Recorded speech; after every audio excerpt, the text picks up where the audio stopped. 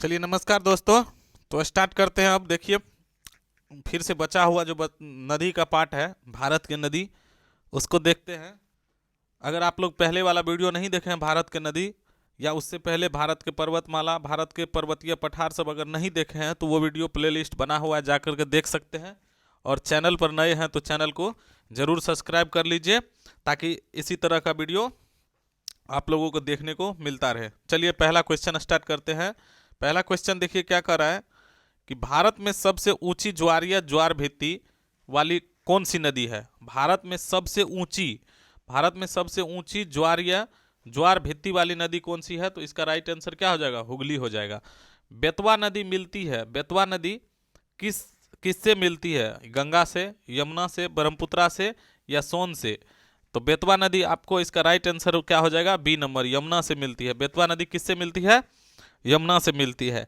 और next question देखिए, निम्नलिखित नदियों में से कौन अपने मार्ग में परिवर्तन के लिए कुख्यात है? तो कोसी नदी जो है अपने मार्ग में परिवर्तन के लिए कुख्यात है। भारत में सबसे बड़ा नदी मुख किस नदी के मुख पर है? तो यह इसका राइट आंसर क्या हो जाएगा? हुगली हो जाएगा।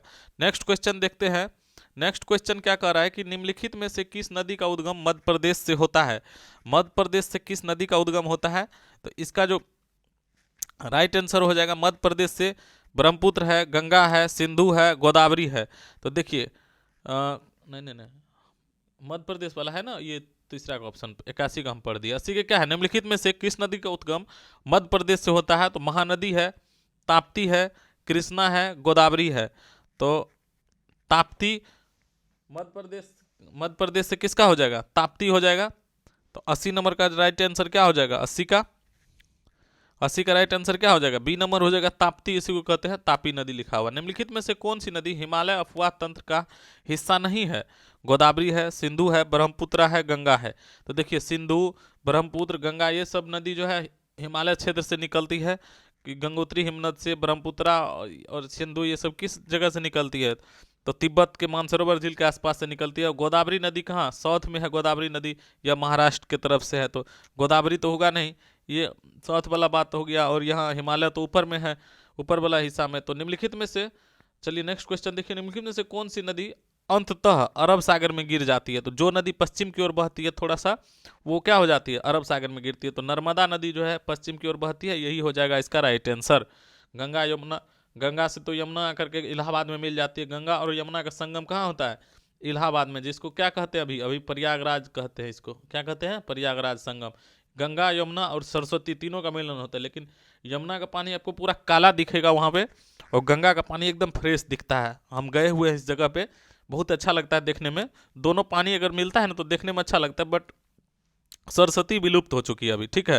निम्नलिखित नदियों में से कौन समुद्र में नहीं बहती है? तो समुद्र में नहीं बहती है कौन नदी? तो बनास नदी जो है ना, समुद्र में नहीं जाती है। नेक्स्ट क्वेश्चन देखिए। नेक्स्ट क्वेश्चन क्या कर रहा है? निम्नलिखित नदियों में से किस नदी का उद्गम नेपाल में है और वह गंगा नदी में आकर मिलती है? तो कोसी नदी जो है, कोसी नदी का उद्गम जो है कहाँ है? नेपाल में है, और यह आकर के गंगा में मिलती है। तो कोसी नदी जो है आपको किस जगह पर गंगा में मिलती है? तो कारगोला के दक्षिण पश्चिम साइड में जो है ना, यह गंगा नदी में मिल जाती है कोसी नदी। ठीक है। चलिए नेक्स्ट क्वेश्चन देखिए। कारगोला के समीप निकल जाती है। और इसका देखिए और देख लेते हैं, इसका जो ऑप्शन देखिए, झेलम नदी। झेलम जो है आपको, झेलम कहाँ से निकलती है? झेलम जो है ना बेरीनाग से निकलती है। झेलम कहाँ से? बेरीनाग झील से निकलती है। बेरीनाग झील से निकलती है, और जम्मू कश्मीर में बेरीनाग झील। उसके बाद देखिए, चिनाब नदी है जो है, यह चंद्र और भागा उसके उद्गम स्थान है। वहीं से लाहौल के बड़लच्चा दर्रा के पास से निकलती है कौन? चिनाब नदी। और रावी नदी की बात करें तो रावी नदी जो है आपको हिमाचल प्रदेश के रोहतांग दर्रे के समीप से निकलती है। वहाँ पे है रावी जो है आपको कांगड़ा जिला है, एक कांगड़ा जिला है, उसी के पास से निकलती है, कांगड़ा जिला है। तो इसका राइट आंसर वैसे कोसी हो जाएगा। ठीक। नेक्स्ट क्वेश्चन देखिए क्या कह रहा है।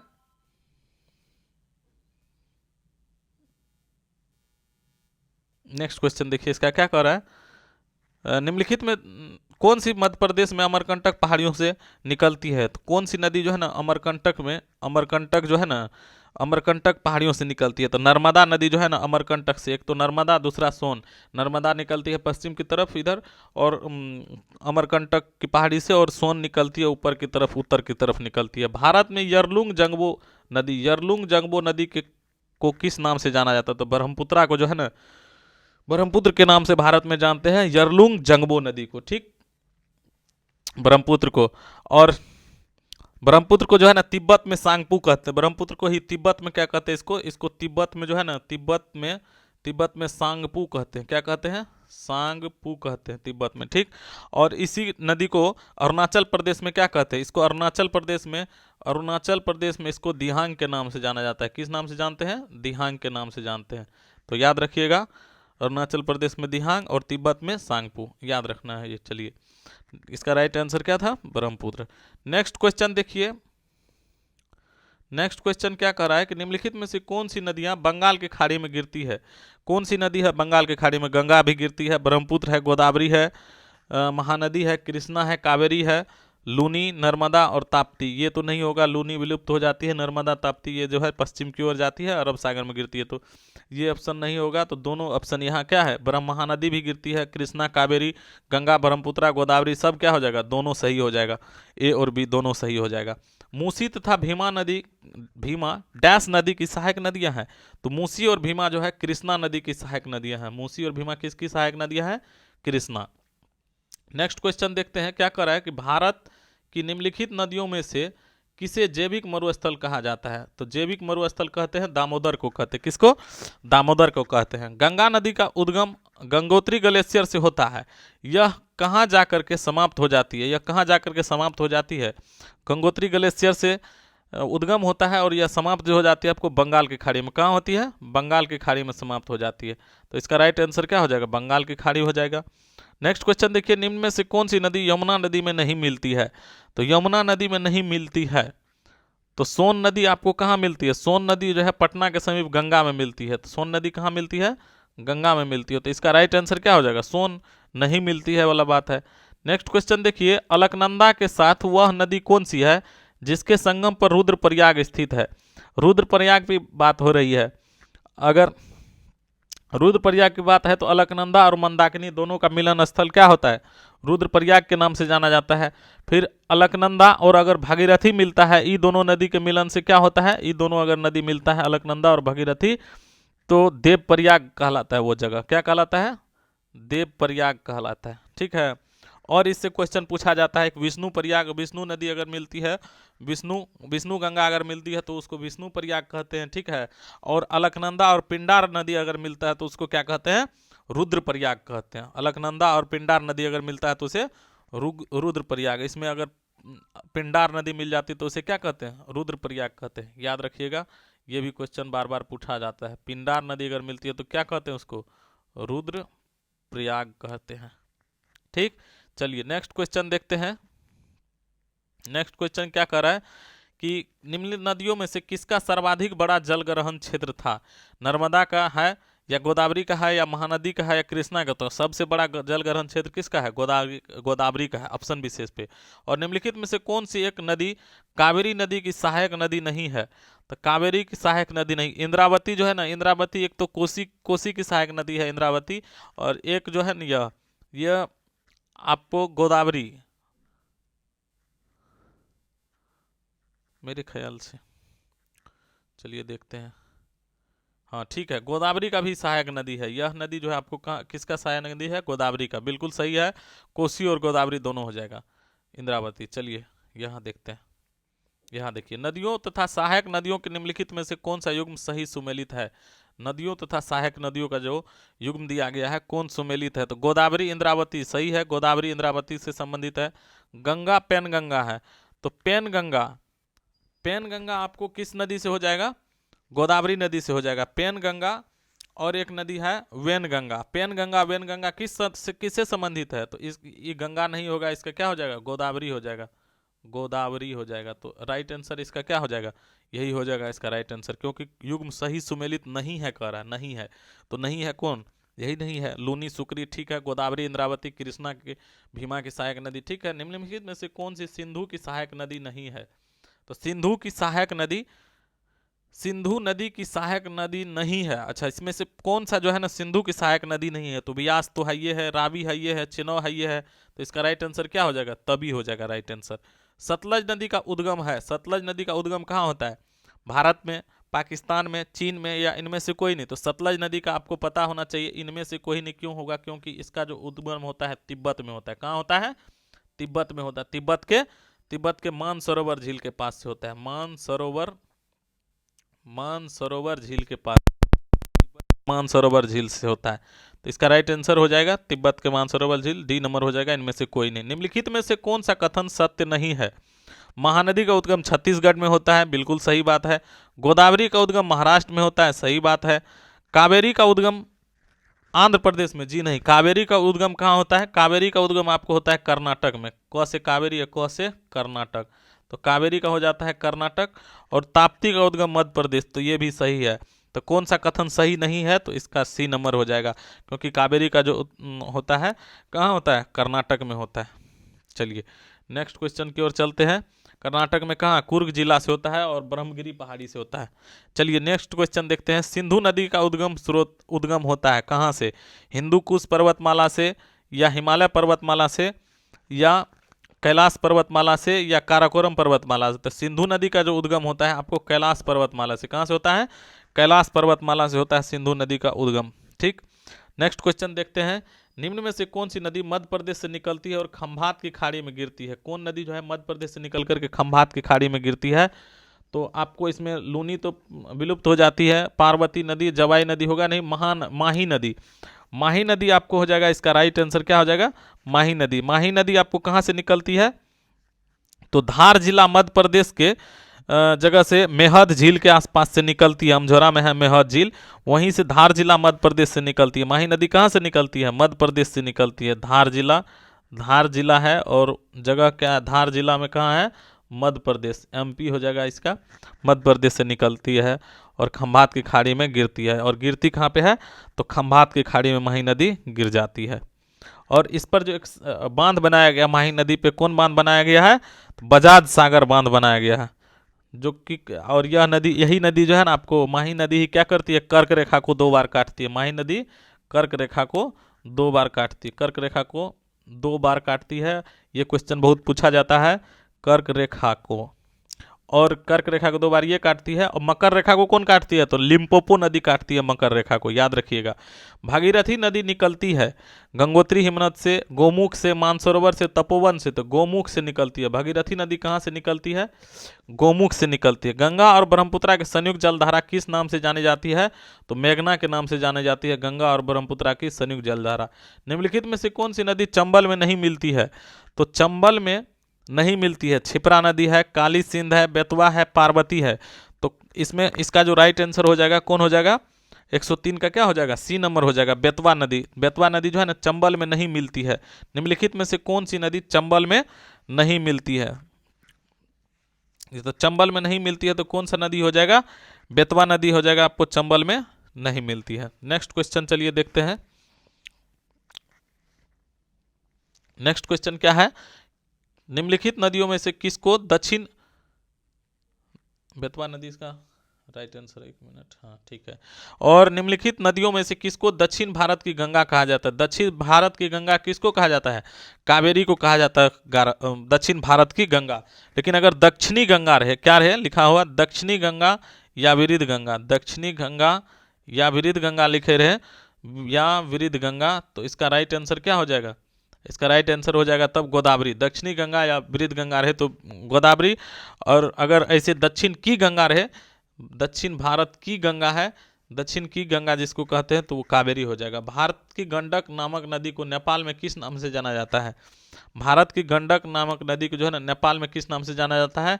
तो आप लोग जानते हैं नेपाल में इसको नारायणी नाम से जान जाते हैं। नेपाल के मैदानी भाग में गंडक का जो है ना 2 नाम होता है। एक इसका जो है ना नेपाल में इसको शालिग्राम व मैदानी भाग में नारायणी कहते हैं। तो यहाँ पे शालिग्राम तो है नहीं, तो इसका जो है ना मैदानी भाग ही समझिए।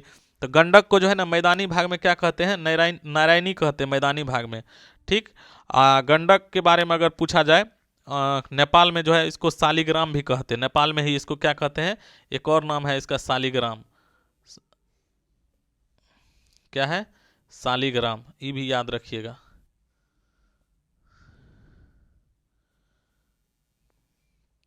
नेपाल में क्या इसको कहते हैं, शालिग्राम भी कहते हैं, शालिग्राम। तो ये दोनों इंपॉर्टेंट हो जाता है। चलिए नेक्स्ट क्वेश्चन की ओर चलते हैं। तेरी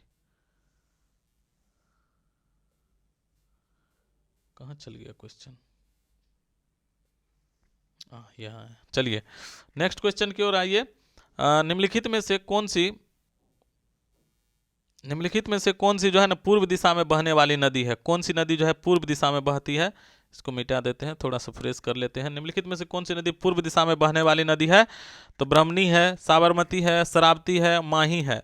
तो इसमें से कौन सी नदी जो है आपको पूर्व दिशा में बहती है, तो इसका राइट आंसर क्या हो जाएगा, 106 का ए हो जाना चाहिए, क्योंकि ब्रह्मणी नदी जो है ना यह पूर्व दिशा में बहती है। बाद बाकी साबरमती, शरावती, माही ये सब क्या होता है, पश्चिम दिशा की ओर और बहती है। ठीक, नेक्स्ट क्वेश्चन देखिए, कौन सी नदी जो है उड़ीसा में अपना डेल्टा बनाती है। तो उड़ीसा के नदी कौन है, महत्वपूर्ण नदी माही नदी, महानदी है, और महानदी जो है उड़ीसा में अपना डेल्टा बनाती है। दूध गंगा नदी निम्न में से किस राज्य में अवस्थित है, तो दूध गंगा नदी जो आपको कहाँ स्थित है, जम्मू कश्मीर में स्थित है। दूध गंगा नदी जम्मू कश्मीर। अंतःस्थलीय अपवहन नदी का उदाहरण है, अंतःस्थलीय अपवहन नदी का उदाहरण है माही नदी, घग्गर नदी, नर्मदा नदी, कृष्णा नदी।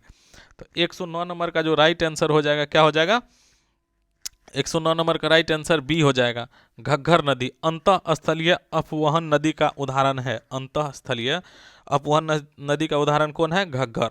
भारत में निम्नलिखित में से कौन सी सबसे लंबी नदी है, तो इसमें ऑप्शन के हिसाब से अगर देखा जाए भारत में सबसे लंबी नदी तो क्या हो जाएगा, इसका गोदावरी हो जाएगा। वैसे तो गंगा हो जाती है, लेकिन ऑप्शन के हिसाब से इसका क्या राइट आंसर हो जाएगा, गोदावरी हो जाएगा। बिहार में बहने वाली नदियों में किसका उद्गम अमरकंटक में होता है, तो इससे पहले भी बता चुके हैं, अमरकंटक में किसका होता है, कृष्णा, किस नदी का होता है अमरकंटक में, किसका उद्गम अमरकंटक में होता है, सोन नदी का। तो इसका राइट आंसर क्या हो जाएगा, सोन नदी हो जाएगा। कहाँ किया, एक मिनट,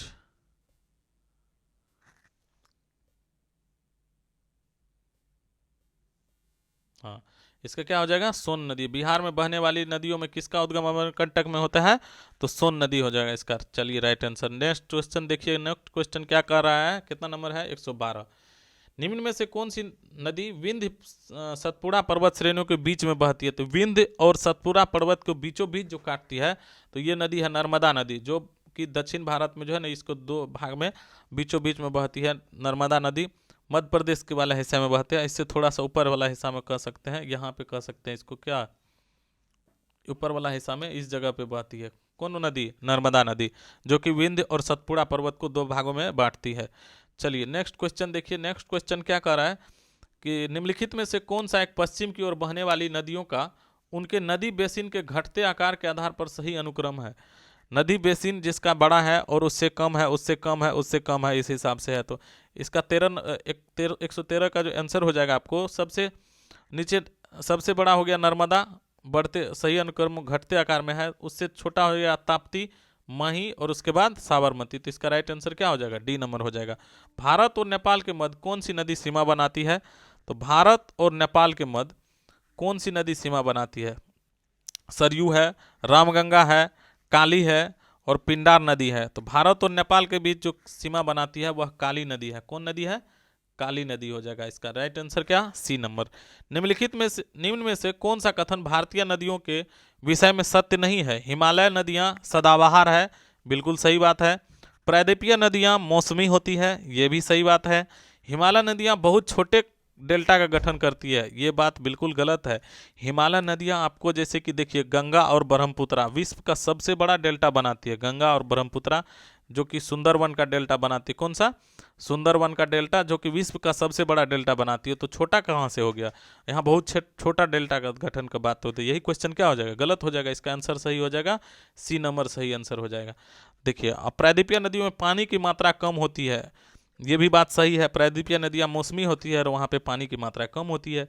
नेक्स्ट क्वेश्चन देखिए क्या करें, 116 में निम्नलिखित में से कौन सी ब्रह्मपुत्र की सहायक नदी है या नदियां हैं, तो दिबांग, कमेंग या लोहित। दिमांग, कामेंग, लोहित सब के सब क्या है, ब्रह्मपुत्र की सहायक नदियां। ये भी और ये भी है, तो तीनों हो जाएगा इसका राइट आंसर।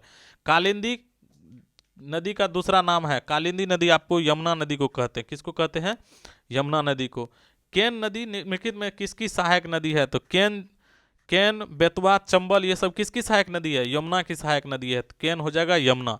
भारत और बांग्लादेश के बीच जिस नदी को लेकर विवाद है उस नदी का नाम क्या है, तो भारत और बांग्लादेश की बात आए तो तीस्ता नदी, तीस्ता जल विवाद है भारत और बांग्लादेश के बीच में। किस नदी की घाटी गहरी खंड भूमि के लिए विख्यात है। देखिए ये क्वेश्चन इंपॉर्टेंट हो जाता है, क्योंकि चंबल नदी जो है ना, इसी का जो है ना गहरी घाटी के लिए विख्यात है चंबल नदी। ठीक है, शिवालिक को पार करते समय जब यह जो है ना गहरे खड्डे का निर्माण करती है तो उसका नाम पड़ता है शीश पानी। क्या होता है, गहरे खड्डे का निर्माण करता है शीश पानी नाम का, शीश पानी के नाम का निर्माण करता है जब वह 100 कितना मीटर, 180 मीटर गहरे खड्डे का निर्माण करता है। कितना मीटर, 180 मीटर गहरे खड्डे का निर्माण करता है यह, और इसीलिए इसको क्या कहते हैं, गहरी खंड भूमि के लिए विख्यात नदी कहा जाता है। किसको, चंबल को। नेक्स्ट क्वेश्चन देखिए, निम्नलिखित में से किस नदी के ऊपरी मार्ग में मीठा पानी परंतु निचले भाग में खारे जल का प्रवाह होता है, तो इसका राइट आंसर क्या हो जाएगा, लूनी नदी में ऐसा देखने को मिलता है। नेक्स्ट क्वेश्चन देखिए क्या कर रहा है, तिब्बत से निकलने वाली वह कौन सी नदी जो अरुणाचल प्रदेश से होकर भारत में प्रवेश करती है, तो ये क्वेश्चन बार बार आ चुका है। तो ब्रह्मपुत्रा नदी जो है ना तिब्बत से निकलती है और यह इधर अरुणाचल प्रदेश होकर के भारत में प्रवेश करती है। अरुणाचल प्रदेश में इसको किस नाम से जाना जाता है, अरुणाचल प्रदेश में इस नदी को किस नाम से जाना जाता है, तो अरुणाचल प्रदेश में ब्रह्मपुत्रा को किस नाम से, दिहांग नाम से जाना जाता है, दिहांग नाम से जाना जाता है। निम्नलिखित में से कौन सी नदी ब्रह्मपुत्र नदी की सहायक नदी नहीं है, तो ब्रह्मपुत्र की सहायक नदी नहीं है मानस नदी, वो तो है ही ब्रह्मपुत्र की सहायक नदी, मानस। महानंदा है, कामेंग नदी है और सुबनसिरी है। महानंदा नदी आपको नहीं हो जाएगा, तो इसका जो राइट आंसर हो जाएगा 123 का क्या हो जाएगा, 123 का आपको सी नंबर हो जाएगा। महानंदा नदी जो है यह नहीं है ब्रह्मपुत्र का सहायक, तो इसका राइट आंसर क्या हो जाएगा, सी नंबर।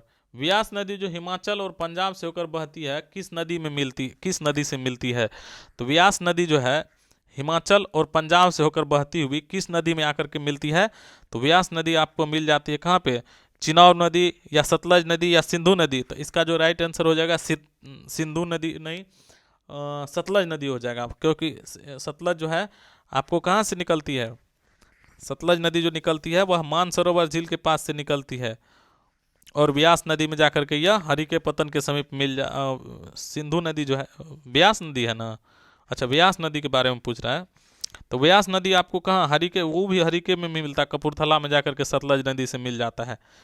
ठीक है ना।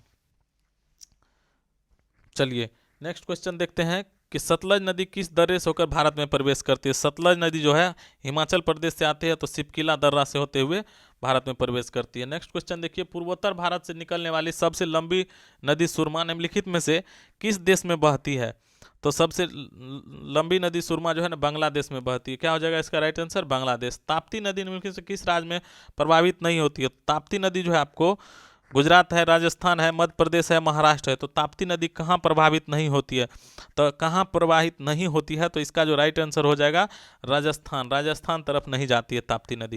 निम्नलिखित में से कौन सी नदी पश्चिम में बहने वाली नदी नहीं है, तो साबरमती हो गया, काली नदी हो गया, धांधर हो गया, बैतरनी नदी हो गया, तो इसका जो राइट आंसर हो जाएगा बैतरनी नदी। बैतरनी नदी जो है ना यह पश्चिम में नहीं बहती, बाद बाकी काली हो गया, धांधर, साबरमती सब पश्चिम में बहती है। बेतवा नदी निकलती है कहाँ से, बेतवा नदी किस पर्वत से कहाँ से निकलती है, अरावली से, विंध्य से, सतपुड़ा से या पश्चिमी घाट से, तो बेतवा नदी जो निकलती है आपको विंध्य पहाड़ियों से निकलती है, विंध्याचल पहाड़ियों से। और निम्नलिखित भारत की नदियों में कौन कर्क रेखा को 2 बार काटती है, तो कर्क रेखा को कौन 2 बार काटती है, माही नदी कर्क रेखा को 2 बार काटती है। यमुना नदी की निम्नलिखित सहायक नदियों पर विचार करें और उन्हें पश्चिम से पूर्व की ओर क्रम से व्यवस्थित करें, तो यमुना नदी में जो है ना पश्चिम से, तो सबसे पहले यमुना नदी में जाकर के मिलती है चंबल नदी, ठीक, उसके बाद मिल जाती है आपको सिंध नदी मिल जाती है, उसके बाद क्या मिलती है, बेतवा नदी मिल जाती है, और उसके बाद केन नदी मिल जाती है। तो पहला नंबर पे ये हो गया, 4 नंबर मिल जाती है, फिर सिंध नदी मिलती है, फिर कौन मिल जाते हैं आपको, बेतवा नदी मिल जाती है, तो 4 3 1 उसके बाद 2, तो क्या हो जाएगा इसका राइट आंसर? 1 नंबर हो जाएगा इसका राइट आंसर।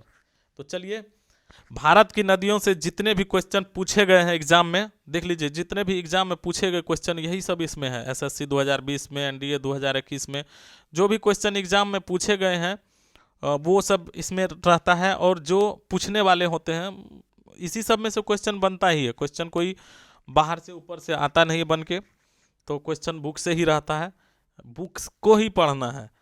अगर झूठों का आप ऑनलाइन इधर उधर बोकते रहिएगा ना, कभी इसका देख लीजिएगा वीडियो, कभी उसका देख लीजिएगा, तब फिर सक्सेस नहीं मिलेगा। अगर आपको सफलता पाना है तो किसी एक बुक को फॉलो कीजिए, उसी को 25 बार, 30 बार, 40 बार, 50 बार, 100 बार होता है तो 100 बार पढ़िए। जितना समय है आपके पास उतना पढ़िए, लेकिन एक ही बुक को बार बार पढ़िए। 25-50 को बुक पर फोकस मत कीजिए, ठीक है। तो चलिए, वीडियो को आप लोग शुरू से लास्ट तक देखें, उसके लिए बहुत बहुत धन्यवाद।